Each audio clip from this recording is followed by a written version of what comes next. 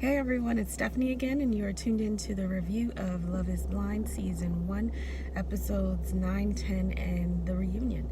So I'm going to kind of merge everything together because by now I'm sure you have seen it or heard of it.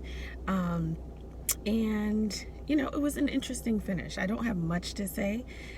Couple of shockers, but we'll jump right in, okay? So Episode 9 was the bachelor and bachelorette parties. That was pretty cool. I thought the guys one was actually really nice, and I'm finding that to be a trend that men are having a little more of an elevated experience. We assume that they'll have the strippers and all of that, but they didn't. They had an elevated experience, so I thought that was cute. The girls had a good time. Nothing out of the ordinary there. And then at the end of episode 9 and then leading into 10, we have the weddings. So let's just jump in. The first wedding, I believe, was Giannina and Damian. I was surprised by that because I thought that Damian was going to say yes. So basically, the interesting part of this whole concept is that they literally have to get in full hair and makeup, full wedding looks, and then decide. So that's a lot. That's a huge commitment. And Giannina, she said yes. She says, I do, that she wants to marry him, and he says no. And I was surprised because I thought that even though she tends to push his buttons and be somewhat explosive and immature, I thought that he was going to stick around for it, hoping that it would get better. He did not, though. He decided to call it quits, even though he really cares about her, and felt like they weren't ready to get married. And I think that was such a smart decision. Of course, she was really upset. There are plenty of theatrics. I mean, she ran out of the room and ran for a long time. And then they came back and talked, and she was understandably upset. I mean, that's really embarrassing. Your family is there. They're already apprehensive with this whole experiment. I don't even think his family was there, and that was another red flag for me. Damian's family, and if he was, please let me know because I can't recall, but I know that he was not really his family was not really into this whole thing because they didn't even meet her before. So yeah, they did not get married. I think it was a really smart decision, but I was surprised by it. But we find out on the reunion that they did end up getting together and now dating, which I think is a great thing for them.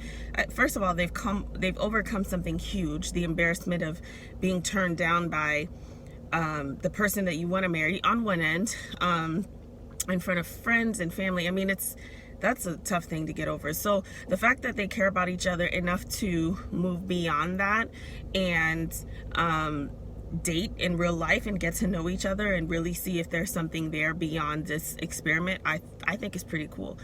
Really, to each their own, no judgment on that. Some of us could do it, some of us couldn't do it.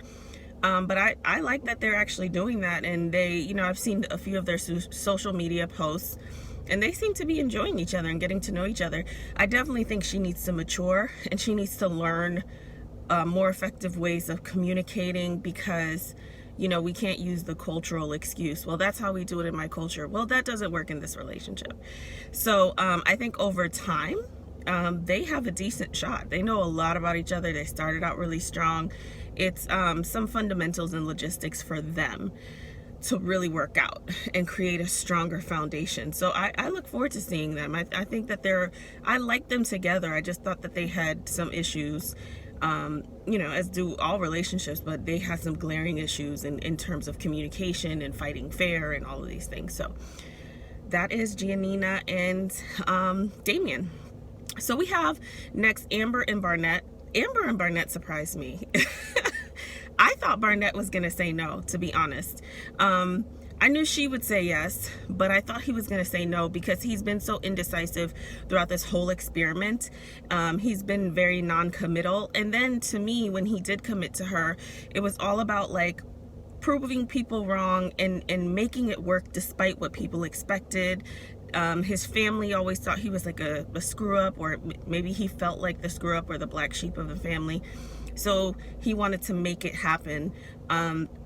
They enjoyed each other, and I always thought they enjoyed each other, but I ever believe that I saw like much depth, even though they said they had it, but they never really demonstrated that on camera. So I was very surprised when he said yes, because he didn't have, I don't know, like before the weddings, they had like their friends with them helping them get ready, and he wasn't picking up the phone when she called, and he was unsure. I don't think he had anybody with him helping him get ready. So I'm like, okay, this is the perfect opportunity to just dip out, because you didn't bring anyone of significance with you. His parents were in the audience, but in terms of like groomsmen or anybody kind of there in prep time, he had nobody there with him. So I was surprised he said yes, and I'm surprised that they're still together, to be honest. In the reunion, they talked about, at first it was kind of like, you know, sunshine and lollipops, like we're so happy and we're so great. And then Amber kind of dives into, we weren't almost together, and we kind of thought, okay, maybe this is not going to work out. And, you know, she started working. No surprise there. I mean, I knew that wasn't going to last long. That probably is a point of contention with her erratic ways of dealing with finances. And I know she got on social media and explained that she was dealing with a legal issue with work, and she's worked her whole life, but that's not the way she presented. And just even kind of addressing her debt. You know, a lot of people have debt. Most people have debt, but I think a lot of people can be, I won't say tend to, but a lot of people can be very responsible about it and have a plan of action. And, you know, as we saw when they had the finances conversation, she was kind of like, I'm maxed out, I'm not paying it, I don't care. So, you know, the fact that they probably got into some real heated conversations about her needing to do something and contributing, and him not having to take all of that on, I think that was a point of contention for them, because she did mention working and all that.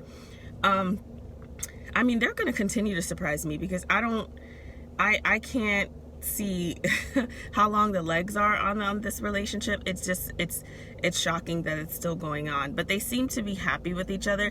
I thought it was hilarious how Amber popped off on Jessica. I think it was deserving, because, you know, we saw Jessica, she was playing both sides, and then she was pretending to be friends with Amber, and then behind her back, it was just, she was really putting on for Barnett, and it was just like you know, we all saw it. It was not a good situation, and Amber took the opportunity to let her know. I think that depending on who you are, that'll determine how you take that opportunity. But Amber's a straight shooter, so she definitely said how she felt, and I'm not mad at her about that. I really am not. But yeah, that is Amber and Barnett, so we will continue to see. But so far so good with them. Next we have Kelly and Kenny. So Kelly and Kenny,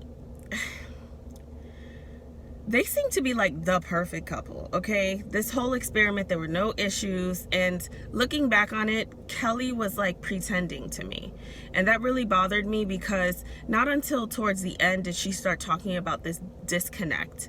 Before it was like, he's so perfect, he's so great, we're so great, this is amazing, this is the perfect person. And then towards the end, you know, she doesn't have this physical connection to him, but we couldn't see that.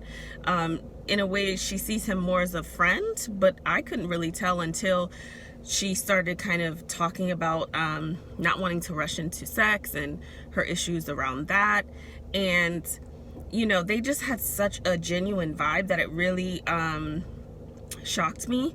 Now, Kelly's sister talked to him, and first of all, Kelly's family loves Kenny. Kenny is like such a good guy. I mean, he seems like such a great guy. Even the way that he talked to the camera, even though he was really upset because they did not end up getting married. Kelly said no, Kenny said yes. He was a stand-up guy, and he even gave a speech. Like, she walks off and he gave a speech, you know, talking, just, I don't even remember specifics, but it was just such a stand-up way in finishing this whole experience, and just a testament of the type of person that he is. And Kelly, to me, her sister, before she got married, because she was kind of voicing some of her concerns, her sister was basically like, it doesn't get better than this, you know? And sometimes you end up picking these particular guys who aren't necessarily good for you, or who may give you these feelings, and they not be what you need. And so I had like a little bit of hope that maybe that was going to sink into her, where she might make a different choice based on the fact that her prior choices didn't really amount to anything. But at the end of the day, she chose not to, and maybe that was the right choice for her. But if we flash forward to the reunion, Kenny's in a great relationship that he's so happy about. And he says he does not regret doing this experiment because it allowed him to open himself up to finding the person that he's meant to be with. And whoever that is got a great guy. And Kelly is still single. So, you know, I don't know what to say about that. But I hope she learns a lesson in, you know, making choices based off of other things than this feelings that she's had in the past, because it's not long lasting. I'm not saying she should have chosen him if she didn't want to, but I'm not surprised that like Kenny found someone and she didn't. You know, sometimes we get to a point where we have to really evaluate ourselves, and it can't always be the other person or this thing. If we find ourselves in the same patterns in relationships, then it's not the person or the people, because they're all different people. You're like you're the constant source. You're like the same factor. So that's Kelly and Kenny. I was surprised, but I think they're exactly where they need to be. I'm really happy for Kenny. Next we have Jessica and Mark. So Jessica and Mark did not get married. No surprise there. I think that's the best thing that could have happened. Once again, I mean, if there's a one word for Jessica, it's like incongruent. You know, she says one thing, but she's completely not in alignment with what she's saying. And yes, she's had apprehensions about Mark the whole time. She's had her own hangups about the age thing, and you know, she's been attracted to Barnett. All of these things have been pretty consistent, but the way she talks about Mark and how this is the best guy for her, and she's so happy that she didn't make a different decision, and this is exactly what she needs. She gives you this big lead up and then does the complete opposite. And I just wish she would have been more authentic in saying, I'm not ready for this. This might be the best guy for me. This might be a better choice for me, but for some reason it doesn't work for me. She didn't really say that until after she said no, you know. And of course Mark was standing up there being Mark, you know, feeling sad and wanting more and wanting this girl that he never really could have, because she picked him second, you know. Like, if we recall the beginning of this experiment, she circled back to him after she pretty much threw him out on the curb because Barnett sold her a dream that she bought, and she circled back to Mark and, you know, made it work, because she just didn't want to be picked second for dodgeball or second to last. And like she ends up kind of wasting their time, which doesn't surprise me at all. That was not a surprise to me. And we see them in the reunion where you know, Jessica's really apologetic because she watched herself back. It's like, you know, the next morning you see your phone log and you see all the drunk dials and you're mortified. Like, you know, imagine if the drunk dials were on Netflix and streaming forevermore. Like, you know, she's mortified. I mean, she's moved to a new city, but she seems to be accountable, you know, even when Amber kind of went off on her, you know, rightfully so. She wasn't argumentative, she wasn't combative, she was accountable about her behavior and, you know, the things that she could have done better, and really embarrassed and learning from it. And that's the best you can do. I mean, what's done is done, you know. We don't have to beat her up. She's like, sometimes the best repercussion is just sitting in your own stuff, you know. Like, nobody could make her feel worse about herself than she could in watching that and being mortified of how she sees herself. So I think, you know, we'll see how things work out for Jessica. Mark is still single. I think Mark will find someone good. I honestly think that even though Mark really wanted to be there for Jessica, I don't think that he was ready for her. And I had said that, I think, the last review, even though he is so great in so many ways, I think that he is not prepared for her and for the demands of a provider and the demands of being a parent and all of these things that might seem okay. And he touched on that, seem okay when you're in love, you know. He touched on that, like, well, she knew that I was in fitness and I'm just starting out, and well, she's at a different place in her career. She's going to require more of you, and that stuff is going to really, really make it will be a thing when it actually is a thing. Right now it's hypothetical, so it's like, love can conquer all, but I don't think that he was ready for real. And I think, now I think he just celebrated his 26th birthday. I think now he can really start thinking about something a little more serious, and he'll find someone, because he has a lot of great qualities. Jessica just wasn't the one for him. So that is Jessica and Mark. Last but not least, we have Lauren and Cameron. Lauren and Cameron are like my number one. They were my fave off top. I don't know if they were bored because they were so kind of perfect that they threw in this storyline to make Lauren seem like she just didn't know what she wanted. Maybe she didn't know what she wanted, but they really drew it out to her apprehension. She's excited about the bachelorette party, but she still doesn't know. The day of, she still doesn't know. The night, it's like, I don't really know that I even buy into all of that, but it doesn't matter because they stay together. And they're married, and they've been married, and we've seen them all in social media. Like I said, they're the one couple that I did already know about before I watched the show, but it was good to see their whole evolution. Lauren's dad and her were so sweet. I mean, so sweet. I love seeing them. He loves his daughter. That's his heart. It's sweet to see how he softened just seeing her and how emotional he was with her. And it's just a beautiful thing to see. And them talking at the reunion about how their families had their first Thanksgiving together, both sides. And it's just like the merging of the families thing can be great. It can also be a nightmare, but it's good to hear when it's so great, because that's just such a beautiful thing. And they seem to be having like a real good, genuine time with their marriage and with their relationship. And I don't know, I just love them together. I love their vibe together. A lot of people are saying that they have a lot going on, and they're starting I think a YouTube channel or something like that. And what do I think about it? I think it's great. I mean, if you're popping right now, then take advantage of it. I think the reason why people want to see them so much is because they're interesting. And they have stuff to talk about, and they have a genuine connection, and they're this young new couple. Take advantage of it, because then, when things change, life changes, then they'll have to roll with those changes. And it may not be all about being out and about and being seen. The show just came out, so they're new, they're interesting, they're a gorgeous couple. They seem to really love each other. It's exciting that it came from this experiment. So I don't have a problem with it. I think it's great, and I love seeing them together, and I'm really happy for them.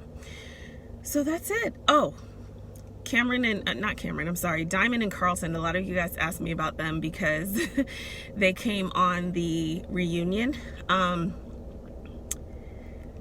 I don't know what I think. I mean, Diamond seems a lot more grounded to me. Does she seem grounded to you? She seems a lot more calm, a little more subdued, still super sweet. She just seemed a little bit different.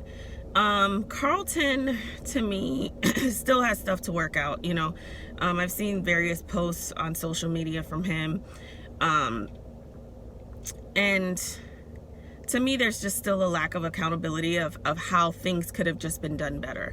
And I think the focus is on the wrong thing. And the focus is on like his sexuality, and that's the scapegoat to make every action justifiable, when that's not really what people were talking about. People were just kind of saying, oh, you should have said it at a different time, because people have the right to know and people have a choice. So I still think there's like just a lot of like minutia in that whole situation. I think it was cool that he apologized. I think it was weird that he got down on one knee and gave her the ring back. Like, that was so awkward. I was just like, what is he doing? And she was uncomfortable, and everybody was uncomfortable, because they're like, what is this? I thought it was a nice moment to really like apologize. And they had already talked before, so it was nice that they talked before so that they could come on the reunion. I think the kneeling and the ring that he threw in the pool, I think that was real showboating, and I think it took away, for me, from the actual apology, because it made things awkward and like unnecessarily complex. So, but I wish them well, and I'm sure they will cherish this experiment. I mean, they've gotten a lot out of it, and there's definitely a lot of conversation surrounding their experience. But it was cool that they were able to have a dialogue before where they can come and enjoy the process, the reunion process, and even each other, and a lot of them are still friends, because most of them, if not all of them, are in Atlanta. I think Jessica's not in Atlanta anymore, but she was. So yeah, so that is my review on Love is Blind. It was definitely a nice break from Married at First Sight, definitely a nice spin on the traditional like dating and married shows that we have out in abundance now. As always, don't forget to subscribe, comment, and like. Let me know what you guys thought. Everyone have a great day.